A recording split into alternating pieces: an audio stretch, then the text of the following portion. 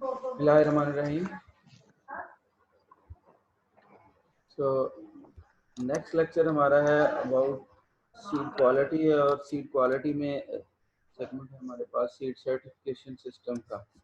तो बेसिकली पहले हम बात करेंगे कि सीड सर्टिफिकेशन होती क्या है। तो सीड सर्टिफिकेशन एक लीगली सैंक्शन सिस्टम है जो कि सीड क्वालिटी को मेंटेन करता है, और इनकी क्वालिटी मेंटेन की जाती है ड्यूरिंग प्रोडक्शन। उसके बाद उसकी जो पोस्ट हार्वेस्ट हैंडलिंग और डिस्ट्रीब्यूशन होती है उसके दौरान। तो इस तमाम जो अमल है प्रोडक्शन का, पोस्ट हार्वेस्ट जो ऑपरेशंस हैं, उसके बाद उसकी डिस्ट्रीब्यूशन या मार्केटिंग है, इस तमाम दौरान जो उसकी क्वालिटी को रेगुलेट किया जाता है, इस प्रोसेस को या इस सिस्टम को बोलते हैं सीड सर्टिफिकेशन सिस्टम। और सीड सर्टिफिकेशन करता कौन है? ये एक इदारा होता है। हर कंट्री में कोई ना कोई सीड से रिलेटेड इदारा होता है। हमारे पाकिस्तान के अंदर है federal seed certification and registration department. ये जो इदारा है, ये जो डिपार्टमेंट है, ये ministry of food security and research के अंडर आता है। हमारे ministry of national food security and research हमारा जो इदारा है उसके अंडर आता है। अब जो मिनिस्ट्री है उसके अंदर है ये federal seed certification and registration department. So ये सीड सर्टिफिकेशन का जो प्रोसेस है उसको कैरी आउट करता है पाकिस्तान के अंदर। पूरे पाकिस्तान में इस इदारे के जो है वो फर्दर रीजनल ऑफिस होते हैं। हर मुख्तलिफ सिटीज़ के अंदर जो है ये जो इदारा है इसके रीजनल ऑफिस हैं, और इसका काम है कि पाकिस्तान के अंदर जो सीड प्रोडक्शन हो रही है और उसकी जो क्वालिटी को रेगुलेट करना होता है ड्यूरिंग प्रोडक्शन या पोस्ट हार्वेस्ट उसकी हैंडलिंग के दौरान, या मार्केटिंग को जो देखना होता है, ये इस इदारे का काम होता है। तो वो जो सिस्टम है जो सीड क्वालिटी को मेंटेन करने के लिए अडॉप्ट किया जाता है, उस सिस्टम को बोलते हैं सीड सर्टिफिकेशन सिस्टम। अब जो सर्टिफिकेशन होती है ये मेनली दो जो है स्टेजेस उस पर जाके होती है। पहली स्टेज होती है कि जब वो प्रोड्यूस हो रहा होता है, ठीक है। तो जब क्रॉप प्रोड्यूस हो रही होती है उस दौरान उसको जो रेगुलेट किया जाता है, उसको जो चेक एंड बैलेंस रखा जाता है उस पर। और दूसरी जो होती है जब वो हार्वेस्ट हो जाती है क्रॉप, उसके बाद उसकी जो फर्दर जो क्वालिटी मेंटेनेंस है जो उसकी रेगुलेशन करनी होती है। फॉर एग्जांपल उसको जो प्रोड्यूस आता है, जब सीड आ जाता है तो उसकी क्वालिटी को एनालिसिस करना लेबॉर्ट्री के अंदर, उसकी क्वालिटी को चेक करना, मसलन उसमें उसकी प्योरिटी को देखना, उसकी जर्मिनेशन को देखना, ठीक है। तो ये सारा जो काम है ये दूसरी स्टेज पे जाके होता है, जो कि लेबॉर्ट्री एनालिसिस या सैम्पलिंग के बाद होता है। सीड सैम्पलिंग की जाती है, सीड के जो है सैंपल लेबॉर्ट्री को भेज दिए जाते हैं, या लेबॉर्ट्री जो है वो खुद जो आके सैम्पलिंग कर ले और उस सैंपल को जो है फिर बाद में उसके क्वालिटी एनालिसिस कर लिया जाए।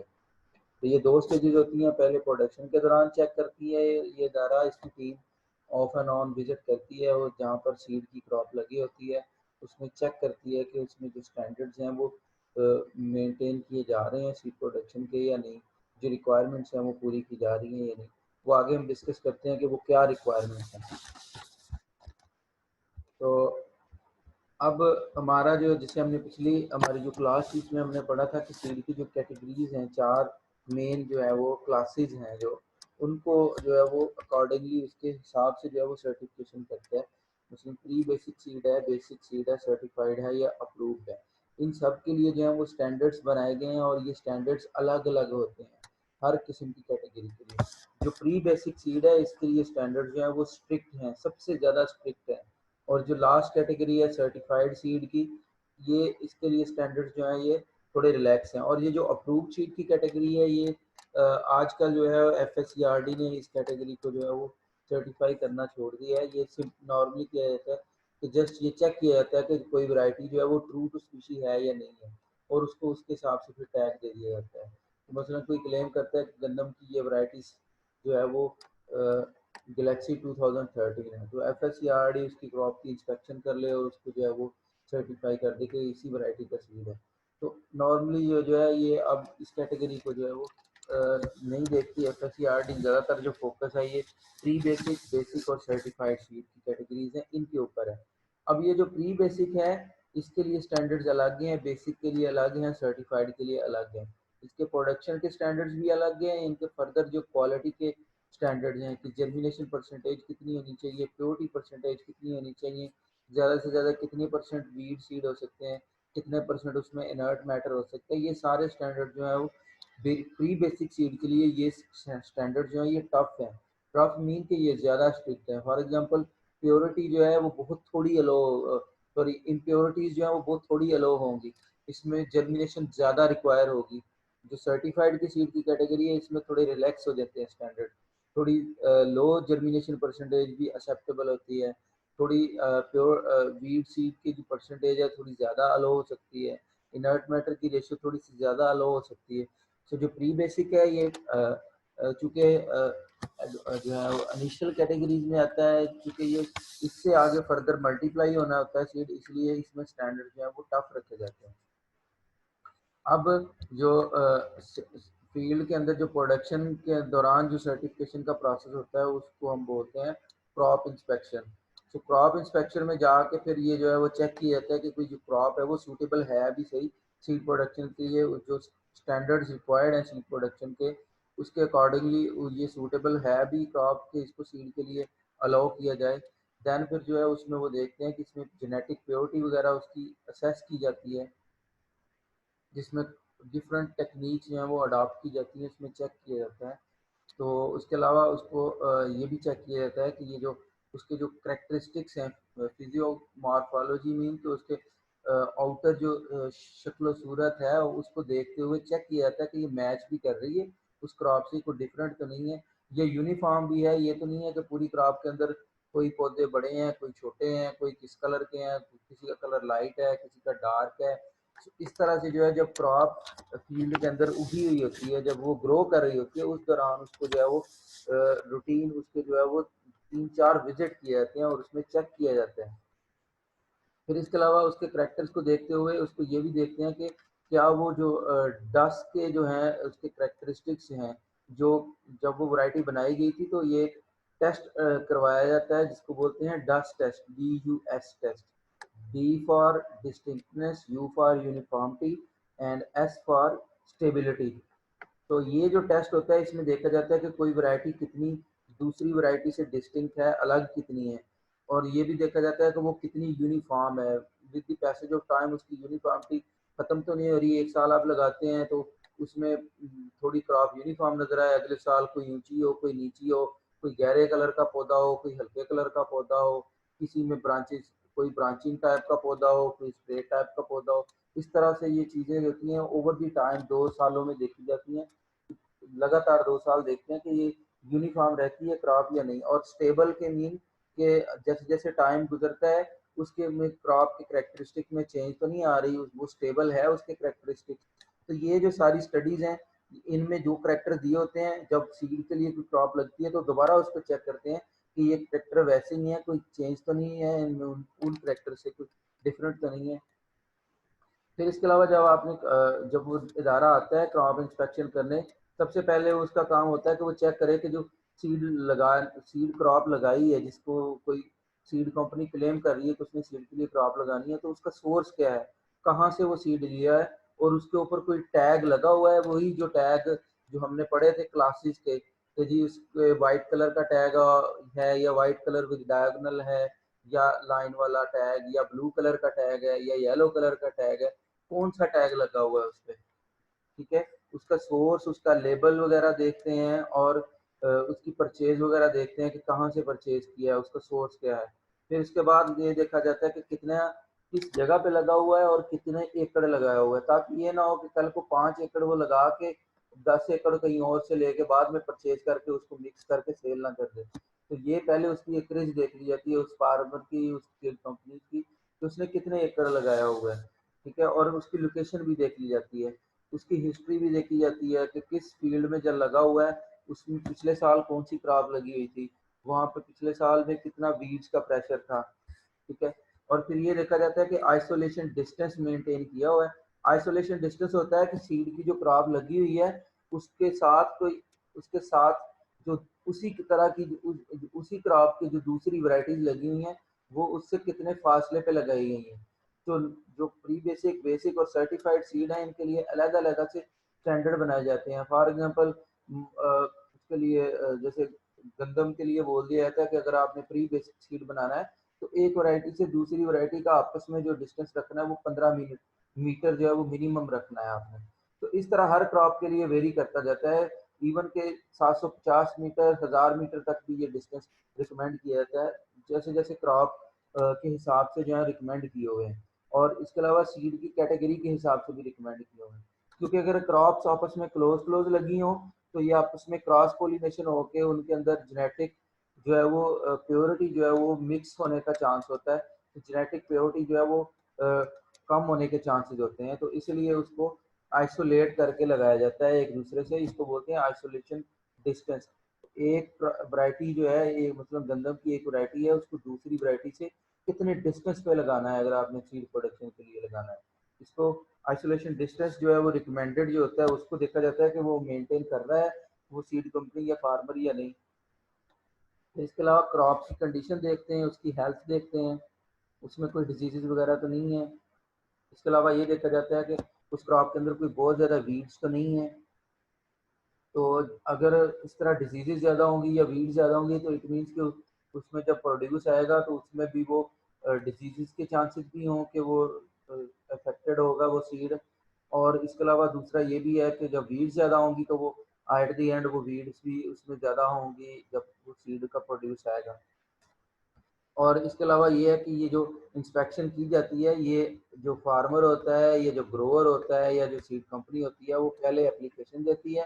उसमें वो बताते हैं कि हमारे पास हमने सीड की क्रॉप लगाई हुई है, तो आप इदारा जो है फिर उसको जो है वो विजिट करता है और उसको जो है उस क्रॉप को जो है इंस्पेक्शन करता है। अच्छा, इंस्पेक्शन में देखनी क्या चीज़ें होती हैं, यही देखना है कि दो कल्टीवर मिक्सचर तो नहीं है, सिर्फ एक ही कल्टीवर लगा हुआ है, उसमें कोई मिक्सचर तो नहीं है।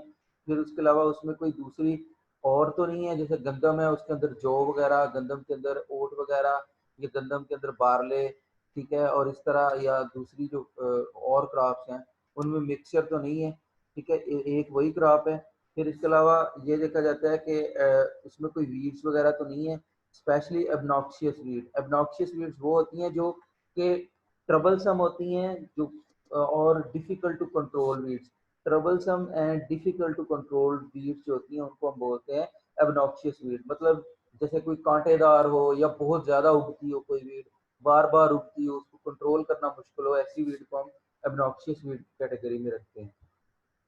ये भी देखना होता है कि कोई सीड बॉर्न डिजीजेस वगैरह तो नहीं है उसमें। तो ये सारी चीज़ें जो है वो, ये सारे फैक्टर्स को जो है वो FSc and RD, federal seed certification and registration department की टीम जो है वो टाइम टू टाइम चेक करती है जब सीड प्रोड्यूस हो रहा होता है।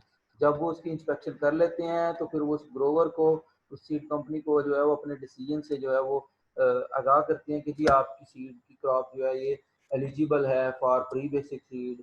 अगर उसने प्री बेसिक के स्टैंडर्ड को मीट किया हो, अगर बेसिक के स्टैंडर्ड को मीट करे तो बेसिक सीड, और अगर सर्टिफाइड के स्टैंडर्ड्स को मीट करे तो सर्टिफाइड सीड। तो इस तरह से उसको फिर वो टैग इशू कर देते हैं। और उसके बाद जो है वहाँ से फिर जो है फाइनल इंस्पेक्शन के बाद जो है उसको सर्टिफिकेट देते हैं और साथ वहाँ से सीड सैंपल कलेक्ट कर लेते हैं। और उस सैंपल को फिर जो है वो लेबोरेटरी में भेज दिया जाता है। एक सैंपल ग्रोवर के पास रहता है, उस सीड कंपनी के पास रह जाता है, या ग्रोवर के पास, जो भी हो जिसने वो क्रॉप लगाई है सीड सीड पर्पज के लिए। दूसरा सैंपल जो है वो लेबोरेटरी को चला जाता है, और तीसरा जो सेंट्रल लेबोरेटरी है इस्लामाबाद के अंदर, जो है इनकी सेंट्रल लेबोरेटरी है, वहाँ पे चला जाता है। तो ये उसके बाद वहाँ पर फिर जो है वो सीड टेस्टिंग की जाती है। सीड टेस्टिंग में क्या किया जाता है, सीड टेस्टिंग में सीड की जो है क्वालिटी को जो है वो डिटरमिन किया जाता है, उसकी क्वालिटी को जो है वैल्यूएट किया जाता है, और बताया उसकी प्लांटिंग वैल्यू जो है वो डिटरमिन की जाती है कि ये काबिल है शो करने के या नहीं। अब जो सीड क्वालिटी है उसमें फिर क्या क्या चीज़ें चेक करते हैं, उसकी प्योरिटी परसेंटेज देखी जाती है, उसकी जर्मिनेशन परसेंटेज दी जाती है, उसकी हेल्थ देखी जाती है। इसके अलावा मॉइस्चर वगैरह, और इसके अलावा 1000 ग्रेन वेट, और इस तरह के जो है और बहुत जो है छोटे मोटे क्वालिटी पैरामीटर जो हैं वो भी साथ डिटरमिन किए जाते हैं। अच्छा, अब सीड टेस्टिंग के बाद पहला काम स्टार्ट कहाँ से होता है। जो ग्रोवर होता है डेफिनेटली उसने सबसे पहले जो ग्रोवर या सीड कंपनी है उसने एप्लीकेशन देनी है डिपार्टमेंट को कि मेरी ये सीड की क्रॉप है, उसको जो है फिर विजिट किया जाए। फिर जब उसके विजिट हो जाते हैं तो फिर वो लेबॉर्ट्री सैंपल के लिए भी इसी तरह एप्लीकेशन देता है। अब लेबॉर्ट्री की जब वो एप्लीकेशन देता है तो फिर सैम्पलिंग की जाती है और वो सैंपल जो है वो एक ग्रोवर के पास या उस कंपनी के पास रह जाएगा, एक लेबॉर्ट्री में चला जाएगा और थर्ड सैंपल जो है वो फर्दर जो क्वालिटी कंट्रोल चेक के लिए सेंट्रल लैब जो है वहाँ चला जाता है, जो FSCRD की सेंट्रल लैब है इस्लामाबाद के अंदर है ये, इनका जो है सेंट्रल लैब। अब इसके बाद जो है उसको सैंपल को जो है रिक्वायरमेंट क्या है सैम्पलिंग करने के लिए, उसमें पहली चीज़ यही है कि वो जो जैसे ही वो सैंपल करना है आपने, एक सैम्पलिंग जो है वो यूनिफॉर्म होना चाहिए, उस पूरी लॉट का रिप्रेजेंटेटिव होना चाहिए। ठीक है, ये नहीं है कि एक ही जगह से सैंपल कलेक्ट कर लिया जाए। अगर सीड लॉट ज़्यादा बड़ी है तो मुख्तलिफ जगहों से छोटे छोटे सैंपल लेकर उनको मिक्सचर जो सैंपल जो है उनको मिक्स करके एक कंपोजेंट सैंपल बना लिया जाए। तो जो इस तरह जो सैंपल, बहुत सारे सैंपल जब मुख्तलिफ जगहों से जो लिए होते हैं उनको जब आप कंबाइन करके एक इकट्ठा मिक्स सैंपल बनाते हैं उसको कंपोजिट सैंपल बोलते हैं। तो इसके अलावा जो है कितने नंबर ऑफ सैंपल्स लेने हैं ये सीड लॉट के साइज पे वेरी करेगा। ठीक है, तो जैसे जैसे सीड लॉट का साइज बढ़ता जाता है वैसे वैसे नंबर ऑफ सैंपल भी इंक्रीज होते जाते हैं और सैम्पलिंग इंटेंसिटी जो है वो कम होती जाती है थोड़ी सी।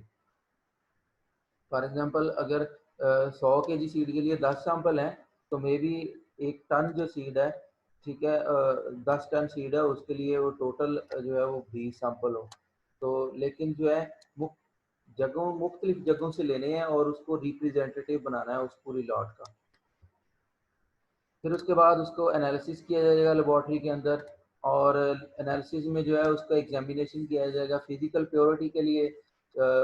उसको आप मे बी नेक्ड आई से कर सकते हैं मैग्नीफाइंग लेंस को यूज़ करते हुए। ठीक, और अगर आपको थोड़ा सा उसमें ज़्यादा डाउट है तो फिर आप उसको जो है वो माइक्रोस्कोप के नीचे रख के भी देख सकते हैं। इसमें देखना क्या होता है, जब फिजिकल एग्जामिनेशन करना होता है उसमें देखना होता है कि सीड जो है वो ब्रोकन तो नहीं है, क्योंकि जब हाफ से ज़्यादा ब्रोकन सीड होता है उसको प्योर सीड में रखते हैं। जो हाफ से कम ब्रोकन सीड होता है या जिसमें एम्ब्रियो डैमेज हुआ होता है उस सीड को इनर्ट मैटर की कैटेगरी में रखना होता है। तो इसलिए जो है उसको एग्जामिन किया जाता है मैग्नीफाइंग लेंस के थ्रू या नेक्ड आई के थ्रू, या अगर ज़्यादा केयरफुली एग्जामिन करना हो तो उसको माइक्रोस्कोप के नीचे रख के भी देखा जा सकता है। और इसमें फिर फिजिकल प्योरिटी के बाद उसकी जो है वो जर्मिनेशन वगैरह चेक की जाती है। ठीक है, उसके अलावा उसका मॉइस्चर परसेंटेज चेक की जाती है। उसके अलावा देखते हैं कि उसका जो है उसके अंदर हेल्थ टेस्ट जो है वो अप्लाई किए जाते हैं, देखा जाता है कि सीड बोर्ड डिजीज तो नहीं है। अब ये जो प्योरिटी कि कितना प्योर सीड है, कितना अदर वैरायटी के सीड है, कितने उसमें वीड प्रेजेंट है, कितना उसमें इनर्ट मैटर है, ये सारी चीज़ें जो है ये प्योरिटी टेस्ट के अंदर देखी जाती हैं, फिजिकल प्योरिटी टेस्ट के अंदर। उसके अलावा सीड बॉर्न डिजीज जो है ये health test, seed health test लगाए जाते हैं, उनसे उनसे चेक की जाती हैं कि उसके अंदर सीड बॉर्न डिजीज तो नहीं है। इसके अलावा मॉइस्चर टेस्ट अलग से अडॉप्ट किया जाता है, 1000 ग्रेन वेट का टेस्ट जो है वो लगाया जाता है और इसके अलावा जर्मिनेशन टेस्ट लगाए जाते हैं। और उसके बाद जो है रिपोर्ट दी जाती है कि ये जो सीड है ये इसके अंदर अब ये जो रिपोर्ट आएगी कि इसकी कितने परसेंट प्योरिटी बनी, कितनी जर्मिनेशन परसेंटेज आई, कितना मॉइस्चर आया, कितनी परसेंटेज है वीड्स की, कितना इनर्ट मैटर की परसेंटेज है, ये सारे स्टैंडर्ड जो है ये federal seed certification and registration department जो है उन्होंने स्पेसिफाई किए हुए हैं हर मुख्तलिफ जो है क्लास ऑफ सीड उसके लिए। तो ये स्टैंडर्ड जिस क्लास के साथ मैच कर रहे होंगे वो उस क्लास का उस कैटेगरी का जो है वो टैग इशू कर देंगे उसको। अब यही लेबल जो है ये फाइनल स्टेप होता है कि ये लेबल या टैग इशू करना उसको, और ये टैग के ऊपर जो है वो उसका रेफरेंस नंबर होता है। ये जब सैंपल लिया जाता है किसी लॉट से तब ये उसको रेफरेंस नंबर दिया जाता है। फिर उसके अलावा उसके ऊपर स्पेशली लिखा होता है कि मसलन ये वीट है ट्रिटिकम एस्टिवम का है, ये गोसिपियम हिरसुटम कॉटन का है, या ये हॉर्डियम वल्गेर बार्ले वगैरह का है, तो स्पीशी इसके ऊपर लिखी होती है। फिर उसके अलावा उस कल्टीवर का उसकी वैरायटी लिखी होती है। फॉर एग्जांपल अगर गंदम है तो उसमें ये लिखा होगा कि ये किस कल्टीवर का है, गैलेक्सी 2013 का है, शहर 2006 का है, फैसलाबाद 2008 का है, ये किस कौन सा कल्टीवर है उसका। फिर इसके अलावा जब सैंपल किया था तो उसमें कितने नंबर ऑफ बैग्स थे, वो जो सीड लॉट का साइज क्या था, और उसका वेट, टोटल वेट कितना था उस सीड लॉट का अप्रोक्सीमेट, ताकि ये ना हो कि कल को कोई टैग इशू करवा ले, टैग उसने लॉट उसकी 10 उसके पास 10 बैग थे और बाद में मार्केट में वो 100 बैग सेल करता फिरे, बाकी वो मिस ब्रांडेड सीड सेल करना ना शुरू कर दे। उसके आइडिया हो कि ये जो जब दोबारा उसको मार्केटिंग कर रहा हो तो उस दौरान उसको चेक किया जा सके कि ये प्रॉपरली ब्रांडेड सीड ही सेल कर रहा है ना, कोई उसमें मिक्सचर करके तो नहीं सेल कर रहा उसको। और जो सैम्पलिंग और जो इसका प्रोसेस होता है, ये सारा काम जो होता है ये जो सीड की जो प्लांट है या एजेंसी है वहाँ पर ये सारी चीज़ें वहाँ से जो है वो चेक किए जाते हैं सैंपल। दोबारा भी जब वो सैंपल को प्रोसेस कर रहे होते हैं उस दौरान प्रोसेसिंग प्लांट्स पे भी जो है वो टीम विजिट करती रहती है, वहाँ से भी सैंपल चेक कर सकती है, दोबारा भी सैंपल लेके जो है वो चेक कर सकती है कि जब उसने मार्केट के अंदर सीड रखा हो कि ये वाकई वही चीज़ें हैं, इसमें कोई मिस यूज़ तो नहीं कर रहा, उसको मिस ब्रांडेड सीड तो नहीं सेल कर रही कोई कंपनी या ये। इसके अलावा समटाइम ये भी होता है कि सैंपल को रीटेस्ट करना भी पड़ सकता है मार्केट के अंदर, दोबारा सैंपल लेके, ठीक है, या सीड जब सेल होना है उस टाइम से उससे पहले भी सैंपलिंग करके, या अगर किसी को ग्रोवर को ग्रीवेंस हो, उसको हो कि नहीं ये मेरी जो सीड लॉट ठीक थी, मेरे ये एनालिसिस के रिजल्ट्स जो हैं वो ठीक नहीं आए, तो वो दोबारा री टेस्टिंग करवा सकता है एप्लीकेशन देके। फिर इसके अलावा सीड जब हमारा पाकिस्तान के अंदर डिस्ट्रीब्यूशन का सिस्टम क्या है सीड का, हमारे मेनली कोई कह लें कि दो डिफरेंट सेक्टर हैं जहाँ से सीड जो है वो डिस्ट्रीब्यूट या सेल हो रहा है। एक फॉर्मल सेक्टर है जो कि पब्लिक सेक्टर है, हमारे सीड कॉरपोरेशन है, जैसे पंजाब सीड कॉरपोरेशन है पंजाब प्रोविंस के अंदर, सिंध के अंदर भी इसी तरह प्रोविंशियल सीड कॉरपोरेशन है, बलूचिस्तान के अंदर भी है, ठीक है, और इसके अलावा जो है KPK के अंदर भी इसी तरह ही है, और बाकी जो ट्राइबल एरियाज वगैरह हैं और इस्लामाबाद का एरिया है। तो हर किसी एरिया के लिए एक प्रॉपर पब्लिक जो है वो सीड मल्टीप्लिकेशन और डिस्ट्रीब्यूशन का जो है वो सीड कॉरपोरेशन जो है वो एग्जिस्ट करती हैं। और इसके अलावा वो प्राइवेट सीड कंपनीज जो कि रजिस्टर्ड हैं, चाहे वो मल्टीनेशनल हैं चाहे वो नेशनल हैं, ठीक है। और दूसरा इनफॉर्मल सेक्टर, जिसमें क्या है कि सिंपली जो है फार्मर जो है अपना सीड खुद से बना लेते हैं, उसको मल्टीप्लाई कर लेते हैं और नेक्स्ट ईयर यूज कर लेते हैं, या फार्मर किसी दूसरे फार्मर से जो है वो बाय कर लेते हैं लोकल मार्केट में आपस में बारगेन करते हुए। तो ये दो सेक्टर्स हैं, ठीक है। तो उसके बाद जो है अगर हम बात करते हैं इसकी अलग अलग के, अब जो सप्लाई है ये डिफरेंट चैनल से जो है वो पास करती है। अगर फार्मल सेक्टर हो, फार्मल सेक्टर में क्या होता है, सबसे पहले ब्रीडर सीड बनता है, किसी भी रिसर्च इंस्टीट्यूट का ब्रीडर, किसी भी सीड कंपनी का ब्रीडर जो है एक वैरायटी के जो है वो डेवलप करता है, उसके पास जो सीड आता है जब वो वैरायटी इनिशियली होती है वो ब्रीडर सीड होता है। फिर वो उसको क्या करता है, उस ब्रीडर सीड को जो है मल्टीप्लाई करवाता है, उससे वो प्री बेसिक सीड बनता है। फिर उसी प्री बेसिक सीड को जो है फिर आगे जो है मल्टीप्लाई किया जाता है सीड प्रोड्यूसिंग एजेंसीज जो होती हैं, ठीक है, जैसे पंजाब सीड कॉरपोरेशन होगी, वहां पर उसको मल्टीप्लाई करवा लिया जाता है, उससे फिर आगे सर्टिफाइड सीड बनवा लिया जाता है। ये सर्टिफाइड सीड जो है वो उसके अलावा ये सर्टिफाइड सीड जो है वो जो सीड कॉरपोरेशन है खुद भी बना सकती हैं, या कुछ जो फार्मर्स होते हैं या ग्रोवर्स होते हैं उनको जो है वो फेडरल सीड सर्टिफिकेशन और रजिस्ट्रेशन डिपार्टमेंट रजिस्टर्ड करता है, और वो रजिस्टर्ड ग्रोवर जो हैं उनके फार्म्स के ऊपर जो है उनको मल्टीप्लाई करवा लिया जाता है। तो ये जो सर्टिफाइड सीड है, हर टाइप का जो सीड होता है उसको फिर जो है वो टैग इशू करवाया जाता है, उसको सर्टिफिकेशन करवाई जाती है प्रोडक्शन के दौरान, और उसके बाद जो है फिर वही सीड जो है वो पंजाब सीड कॉरपोरेशन अपने आगे डीलर्स को जो है वो दे दे, या उनके जो सेल पॉइंट्स होते हैं डिफरेंट सिटीज के अंदर वहां से खुद सेल कर दें, ठीक है, या फिर वो डिफरेंट सीड कंपनीज जो है वहां से लेकर परचेज करके आगे फिर सेल कर दें। तो इस तरह से जो है एक सिस्टम के थ्रू जो है वो सीड जो है वो सेल होता है। प्राइवेट सीड कॉर्पोरेशन जो कंपनीज हैं उनके ऊपर अब कोई ऐसी कोई रिस्ट्रिक्शन नहीं है कि वो कोई डिस्ट्रीब्यूट नहीं कर सकते या इंपोर्ट नहीं कर सकते या एक्सपोर्ट नहीं कर सकते। तमाम जो सीड बिजनेस जो है वो हर तरह के सीड में जो है प्राइवेट सीड कंपनीज को अब जो है वो प्रोविजंस दी गई हैं। अच्छा, अब इसमें एक जो प्राइवेट सीड कंपनीज है मोस्टली ये करती क्या है, जो लो वॉल्यूम और हाई कॉस्ट सीड होते हैं उनमें डील करते हैं।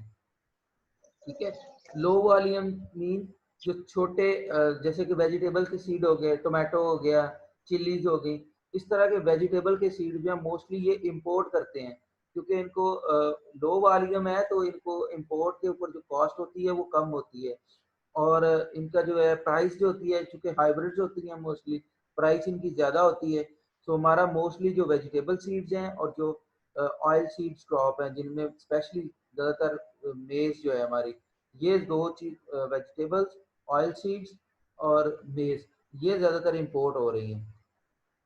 लेकिन हमारे जो जितनी भी सीड की जो है रिक्वायरमेंट्स हैं, चूँकि इंपोर्ट से ज़ाहिर बात है कॉस्ट बढ़ जाती है, कॉस्ट ज़्यादा आती है, तो इसलिए हमारी डिज़ायर है या हमारी कंट्री की पॉलिसी यही है कि किसी तरह से कोशिश करके इंपोर्ट को जो है वो कम किया जा सके और लोकल जो है वो प्रोडक्शन जो है वो उसको प्रमोट किया जाए। अभी जो है वो मुख्तलिफ सीड, जो हमारी लोकल सीड कंपनीज हैं, उन्होंने मुख्तलिफ जो है वो लोकली हाइब्रिड्स जो है वो बनाना शुरू कर दिए हैं मेज के भी, और इसी तरह वेजिटेबल सीड्स के ऊपर भी जो है वो स्टार्ट कर दिया है रिसर्च वर्क। लेकिन ये हम इसमें जो है वो बहुत पीछे हैं अभी। हमें ज़रूरत है कि हमारा जो है लोकली हमारी जो है वो सीड की प्रोडक्शन है, स्पेशली हाइब्रिड सीड प्रोडक्शन, उसको जो है वो इंक्रीज किया जाए ताकि हमारा सीड का जो इम्पोर्ट बिल है उसको रिड्यूस किया जा सके।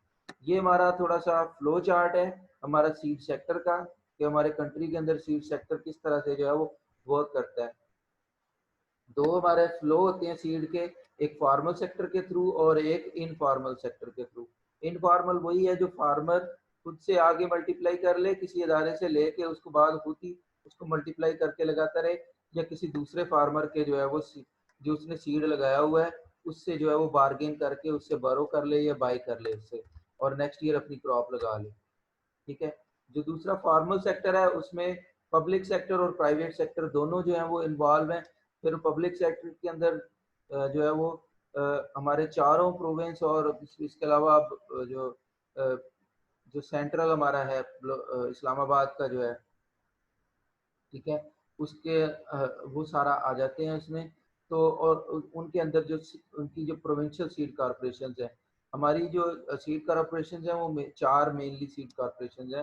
पंजाब का seed corporation, Sindh seed corporation, KP के सीड कॉरपोरेशन और बलूचिस्तान सीड कॉरपोरेशन। और दूसरा हमारा प्राइवेट सीड कंपनीज हैं, टोटल हमारी अराउंड 755 जो है वो प्राइवेट सीड कंपनीज हैं, और उनमें से 5 जो है वो मल्टीनेशनल हैं, बाकी जो है वो नेशनल हैं, जेनेरिक सीड कंपनीज हैं हमारे पाकिस्तान की, लोकल हैं जो रजिस्टर्ड हैं। ठीक है, तो ये फिर डिफरेंट प्रोविंस के अंदर इनकी डिस्ट्रीब्यूशन है। इस्लामाबाद और गिलगित बल्तिस्तान में है 3, पंजाब के अंदर सबसे ज़्यादा है 621, फिर सिंध में है, केपीके में है, बलूचिस्तान में है। तो ये सारी हमारा जो है वो सेटअप है जहाँ से सीड हमारा फ्लो करता है। ठीक है, फार्मल सेक्टर के थ्रू होते हुए पब्लिक और प्राइवेट सेक्टर के थ्रू चारों प्रोविंस और बलूचिस्तान और इसके अलावा इस्लामाबाद और गिलगित बल्तिस्तान, इस तरह हमारा नेटवर्क जो है वो फैला हुआ है। और जो इनफॉर्मल है उसमें फार्मर डायरेक्टली खुद ही अपना सीड सेव किया होता है, जो उसको या नेक्स्ट ईयर के लिए प्रोड्यूस किया होता है, या फिर किसी फार्मर से जिसकी अच्छी उसको पैदावार नज़र आ रही हो, अच्छे करेक्टर्स नज़र आ रहे हो, वहाँ से जो है वो बरो कर लेते हैं।